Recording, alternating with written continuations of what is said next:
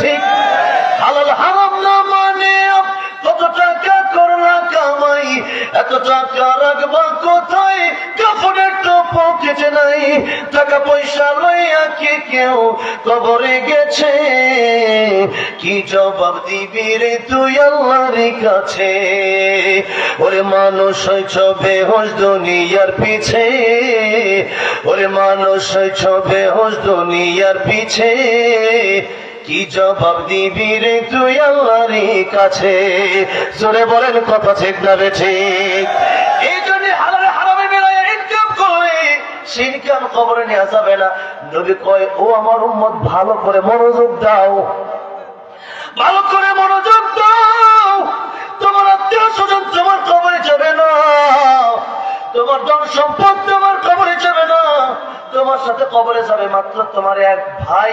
ওই ভাইয়ের নাম হলো নেক আমল। নেক আমল তোমার সাথে তোমার কবরে চলে যাবে। এই যে সূরা মুলকের আয়াত তিলাওয়াত করলাম, সূরা মুলক যারা প্রতি রাতে তিলাওয়াত করবে এশার নামাজের পরে ঘুমের আগে, কবরে সূরা মুলক তাদের সাথী হয়ে যাবে। জোরে বলো সুবহানাল্লাহ।